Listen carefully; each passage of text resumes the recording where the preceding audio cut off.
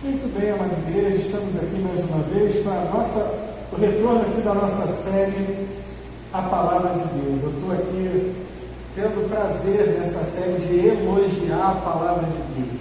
Nós vamos ter o ápice lá em dezembro, no segundo domingo de dezembro, que é o dia da Bíblia. Mas tem sido um prazer falar dessa palavra. E hoje nós vamos continuar no salmo que eu já usei duas vezes aqui, que é o Salmo 119. Abra sua Bíblia comigo.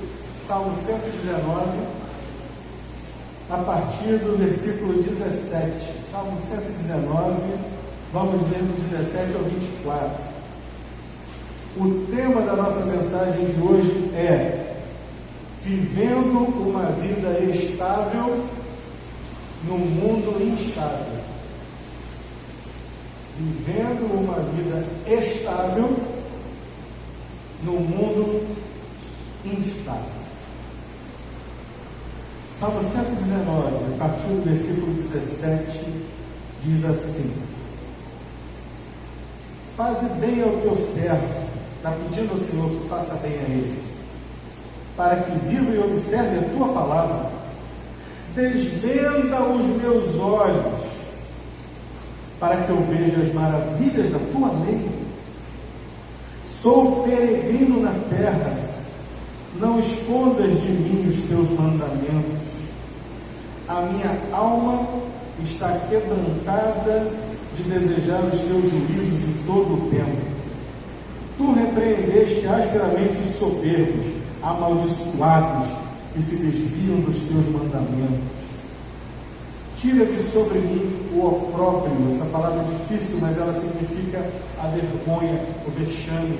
Tira de sobre mim o opróbrio, o desprezo, pois guardei os teus testemunhos. Enquanto os príncipes se conluiavam, se juntavam e falavam contra mim, o teu servo meditava nos teus estatutos. Também os teus testemunhos são o meu prazer e os meus conselheiros. Deus eterno, estamos na tua presença, ávidos para ouvir a tua palavra. Que o Senhor nos alimente nessa manhã, em nome do Senhor Jesus, por quem oramos. Amém. A palavra de Deus, ela nos capacita nesse mundo instável, nesse mundo que está se desfazendo moralmente e espiritualmente. Ela é o nosso norte, ela é a nossa luz, e ela nos capacita a viver uma vida reta, digna, íntegra e orientada para o bem. Me chama a atenção, meus irmãos, o fato de que, como vimos ainda agora aqui no vídeo de missões que nós assistimos hoje, aqueles meninos, todos adolescentes ali, irmã Irene? Os adolescentes fazendo um trabalho missionário, fazendo um trabalho de evangelização. E o que me chamou a atenção nesse vídeo que nós assistimos foi exatamente o fato de que um adolescente, ele foi capaz de mostrar nitidamente a diferença entre o santo e o profano, entre o que era antes de Cristo e o que veio a ser após a entrada de Cristo numa vida. Veja bem, vimos aqui no versículo 18, que diz assim: desvenda os meus olhos para que veja as maravilhas da tua lei. E no versículo 24, também os teus testemunhos são o meu prazer e os meus conselheiros. Vemos aqui que a palavra de Deus instrui a nossa mente. E vimos nesse vídeo de missões na prática. Vimos na prática, porque a palavra de Deus, ela nos leva a contemplar coisas que de outra forma nós não conseguiríamos contemplar. Me lembro aqui de Jeremias, capítulo 33, versículo 3. Está escrito lá em Jeremias 33, 3, você conhece esse versículo também, você sabe? Diz assim: clama a mim e responder-te-ei, e anunciar-te-ei coisas grandes e firmes que tu não sabes. É da palavra de Deus que vem a instrução verdadeira de coisas grandes e firmes que nós não sabemos. Por exemplo, o nosso tecido social hoje, a realidade hoje do mundo, ela está se deteriorando de maneira muito clara e muito rápida. Vamos colocar aqui uma mesma coisa, sob dois aspectos diferentes. Uso de drogas. Nós temos aqui dentro, hoje, dentre as irmãs e dentre os irmãos, algum pai ou alguma mãe que sonhe que o filho seja usuário de drogas. Pode ser maconha, só um traguinho. Alguém aqui tem esse sonho? Sonhou isso para filho, para o filho? Acredito que não. E se você for perguntar aí na rua, se você for no terreiro de Umbanda, no terreiro de Candomblé, numa igreja católica, na mesquita muçulmana, se você for entre os judeus também nas suas sinagogas e fizer essa mesma pergunta, independentemente de religião, até entre os ateus, essa resposta vai encontrar, essa pergunta vai encontrar em muitos e grandes casos essa mesma resposta.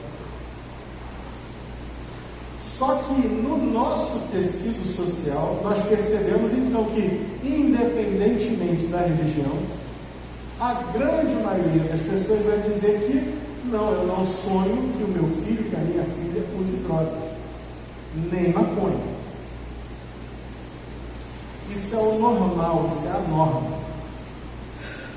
Só que o nosso tecido social hoje, ele está tão apodrecido que aquilo que vem sendo jogado sobre a nossa mente aí, por intermédio da mídia aos nossos olhos, está partindo de cima para baixo e sendo colocado nos nossos olhos, e muita gente está partindo para o que tem. Não, eu não sonho que a minha filha seja usuária de drogas, mas o que tem? Do que tem para frente, você já cedeu. Percebe? Você já cedeu, já há aí um esgarçamento daquilo que não é firme. Não é firme. A diferença aqui entre o santo e o profano é: o filho do crente está livre de ser usuário de drogas? Sim ou não? Não está. Assim como o filho do judeu não está, assim como o filho do muçulmano não está, assim como o filho do católico, do espírita, ninguém está livre de ter um filho que tenha contato ou vire usuário de drogas. Isso é um fato da vida. Agora, quando a gente diz aqui coisas grandes e firmes, a palavra de Deus nos ensina, por exemplo, algo que o mundo não vai entender. O mundo não vai entender que nós não usamos drogas, não é porque nós não somos caretas. Não é porque nós sejamos opressores, achamos que os outros não devem se divertir, porque o termo é esse mesmo. Eles usam drogas, dizem para uso recreativo. Página, estragar a sua mente para uso recreativo. Então nós não somos os caretas, os anti-recreativos, não. Mas o nosso entendimento, a nossa compreensão vem pela palavra de Deus, que diz que o nosso corpo, o que é o corpo do crente, meus irmãos? O templo do Espírito Santo. Não sei se vocês navegam nas redes sociais e na internet como eu, mas até entre os memes de internet existe um termo que é muito corriqueiro. Quando o garoto faz uma bobagem, fala alguma besteira, o pessoal dá logo um apelidinho, diz que ele é o virgão. Ah, seu virgão. Virgão. Porque na mente da sociedade, o virgem é o trouxa, o virgem é o otário, ou aquele que não se deita com namorada após namorada, e aquela da mesma forma que assim não procede. O garoto que não vai para os inferninhos, para as casas noturnas, que não vai se misturar com prostitutas muitas vezes, não faz parte da galera que vai. Ele é o trouxa, ele é o mané, ele é o virgão. E o crente, ele está nessa, ele é o virgão. Por quê? Porque ele tem a consciência de que o seu corpo é templo do Espírito Santo. E Paulo vai escrever isso, vai dizer, olha, o nosso corpo é templo do Espírito Santo. Como é que você pode misturar o corpo de Cristo, do qual você faz parte, uni-lo ao corpo de uma prostituta? Não tem cabimento. Portanto, meus irmãos, a palavra ela nos afirma coisas firmes, e é preciso fazer como o salmista. O salmista coloca: os teus testemunhos são o meu prazer. Não é a droga, não é a prostituição, não é ir para estádio brigar e quebrar a cara do adversário, tacar coquetel molotov, não é fazer arruaça. Meu prazer é o teu testemunho, e ele é o meu conselheiro. A palavra instrui verdadeiramente a nossa mente. Essa é a diferença entre o mundo e a igreja. A igreja é orientada pela palavra de Deus para a prática do bem. Os irmãos creem nisso? E que bem é esse, pastor? É um bem firme, é um bem notório, e é um bem que está fundado não sobre a terra, mas está fincado nos céus. Ele é absoluto, é o bem conforme o entendimento de Deus, não nosso. A palavra instrui a nossa mente. Salomão também, o homem mais sábio que existiu, ele vai afirmar lá em Provérbios, capítulo 9, versículo 10, que o temor do Senhor é o princípio da sabedoria. Portanto, a primeira coisa que a palavra de Deus faz para nos permitir vivermos uma vida estável nesse mundo instável é instruir a nossa mente. Guarda a tua mente, guarda o teu coração, alimentando-se da palavra de Deus e jogando fora tudo aquilo que não presta. Porque se a gente se alimentar do que a mídia fala, do que a mídia propaga, do que as séries insidiosamente vão jogando ali, do que os filmes vão jogando, a gente vai acabar se confundindo com o mundo, vai ficar pensando igualzinho ao mundo. A segunda coisa que a palavra de Deus faz por nós, além de instruir a nossa mente, pela palavra podemos colocar o nosso coração. Falei de mente, agora eu vou falar de coração. Podemos colocar o nosso coração, porque onde estiver o teu tesouro, aí estará o teu. Então podemos por ela colocar o nosso coração não nas coisas terrenas e transitórias, mas o nosso coração, a palavra ela coloca o nosso coração nas coisas eternas, nas coisas duradouras, naquilo que é do porvir, naquilo que é firme e garantido pelo Senhor. Versículo 19 diz isso: sou peregrino na terra, não escondas de mim os teus pensamentos. A palavra de Deus coloca em perspectiva quem somos, onde estamos e o que devemos ou não fazer de acordo com aquilo que somos. Coloca claramente para mim e para você que não somos daqui. Estamos aqui, mas somos peregrinos. Estamos por aqui de passagem. Como eu dizia ainda agora, foi muito bom voltar de viagem agora, voltar da viagem de férias, chegar em casa e entrar na minha casa e me cercar daquilo tudo que é meu. Chegar aqui na casa de Deus e estar entre os meus aqui. Chegar ali no gabinete, ver lá os meus livros, o meu computador, tudo aquilo que eu uso, tudo aquilo que me cerca. É bom a gente ter as nossas coisas, é bom a gente ter a nossa casa, mas entenda, tudo isso vai ficar para aí. Tudo isso vai ficar. O meu tesouro não pode estar naquilo que eu tenho. Meu tesouro não pode estar naquilo que é transitório. Meu tesouro precisa estar no céu. E a palavra de Deus nos afirma isso, que o nosso tesouro está no céu. Paulo vai dizer isso de maneira muito clara, quando ele vai dizer que ele sabe, eu sei que o meu Redentor vive, e por fim se levantará sobre a terra. Somos peregrinos e forasteiros. Em terceiro e último lugar, mas tudo isso está conectado. Já falamos de mente, já falamos de coração, e pela palavra aprendemos sobre Deus e seus atributos. Ou seja, aprendemos sobre aquele que está além de nós, aquilo que está acima de nós, é Deus. Por isso, a filosofia, por exemplo, trata a questão religiosa ou divina como transcendente. Essa palavra transcendente significa aquilo que vai além. Ou seja, na experiência religiosa, diz a filosofia, há um fator que vai além do simples entendimento humano, da simples invocação da mentalidade humana. Traduzindo em miúdos, há outro, e esse outro é Deus.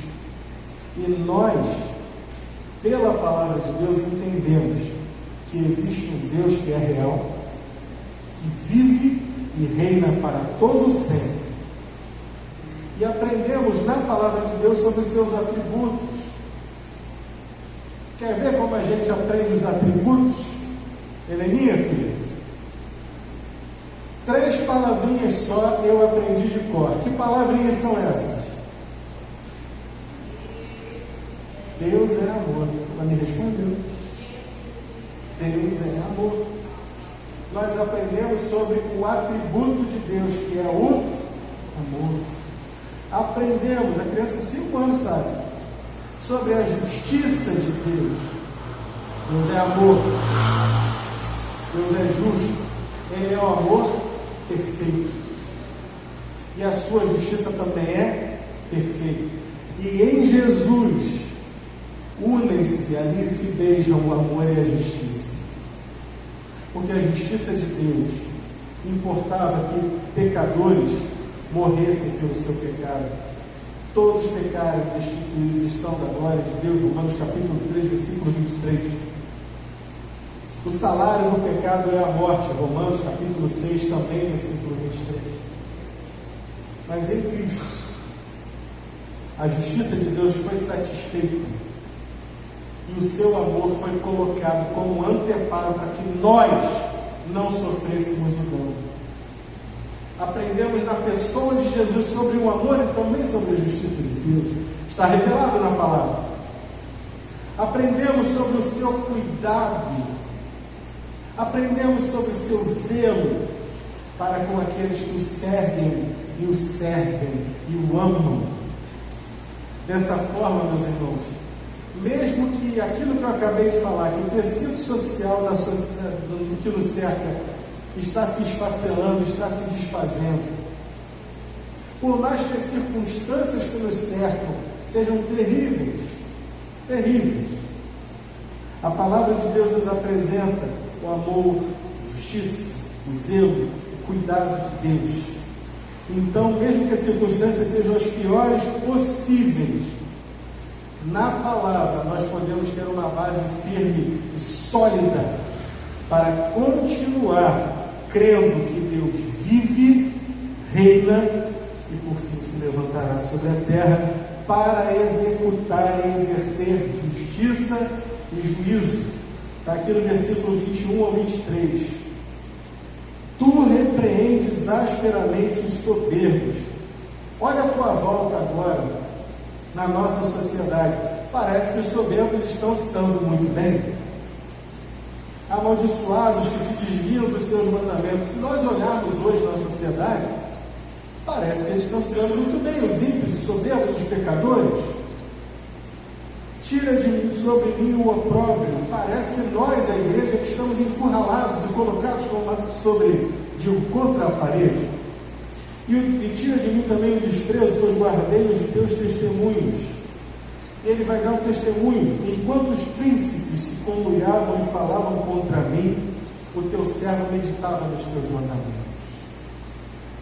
Meus irmãos, olhemos para a palavra de Deus, não como uma utopia, como algo inatingível, ideal, mas como a palavra de Deus eterna, firmada no céu. A tua palavra está firmada no céu, diz a música. É fogo, espada, verdade, escudo e broquel. Ela está firmada no céu, ela não falha, ela não volta vazia. A sociedade pode se desfazer, a mentalidade que nos cerca pode ser terrível, mas aquele que está verdadeiramente inconformado com esse mundo, aquele homem, aquela mulher que estão verdadeiramente calcados na palavra de Deus, eles verão a justiça, eles verão a mão do Senhor poderosa na sua vida e na vida daqueles seus irmãos, daqueles que seguem verdadeiramente ao Senhor. A Bíblia nos dá outros dois exemplos disso, no Salmo 37, escrito por Davi, e no Salmo 73, escrito por Asaf. O tema desses salmos é exatamente isso. Parece que os ímpios estão prosperando, e parece, por outro lado, que aquele que serve ao Senhor só leva prejuízo nessa vida. E os dois salmistas concluem exatamente a mesma coisa. Concluem que, na verdade, na vivência, na experiência de quem anda com Deus e que não se desvia, a gente acaba olhando para trás e vendo tantos ímpios que pareciam ser grande coisa, tantos sistemas de pensamento que pareciam invencíveis, caíram, serem derrubados e derrotados. Houve um filósofo, não me recordo agora, do século XVIII, que dizia que em 100 anos, lá em pleno iluminismo, dizia: em 100 anos a Bíblia não existirá mais, ninguém mais vai se importar com a Bíblia. Esse já morreu tem muito tempo, e aquele que está aqui, ela é eterna, ela é firmada no céu. A palavra de Deus, ela está aqui porque ela é firme, e porque ela é firme, ela pode nos fazer viver uma vida estável, mesmo em meio a uma sociedade e um mundo cada vez mais instável. Meus irmãos, essa é a palavra para essa manhã, que nós olhemos para a palavra de Deus com expectativa. O Senhor se levantará para fazer juízo e para fazer justiça. Os irmãos têm isso. Olhemos com esperança. As coisas estão se deteriorando, pastor. As coisas estão cada vez piores. Estão mesmo, eu não vou negar não. Mas sabe de uma coisa? Deus está no céu. Ele reina. Ele vive. Ele está vendo. Deus, Ele é o Senhor da justiça. Um dia Ele virá para buscar os que agem reto, corretamente, aqueles que amam o seu nome e que desprezam justamente tudo isso que está sendo colocado contra a palavra dele. Mais importa permanecermos na palavra de Deus, tendo a nossa mente guardada, tendo o nosso coração no lugar certo, nas coisas eternas e não nas coisas passageiras.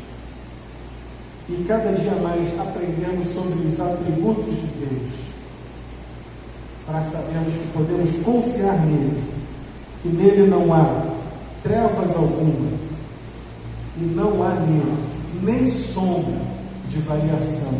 O Eterno já mostrou na sua palavra quem ele é, e podemos confiar nele até o fim.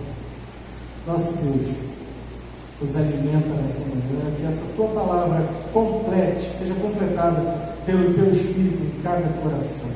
Em nome do Senhor Jesus, nós te agradecemos. Amém.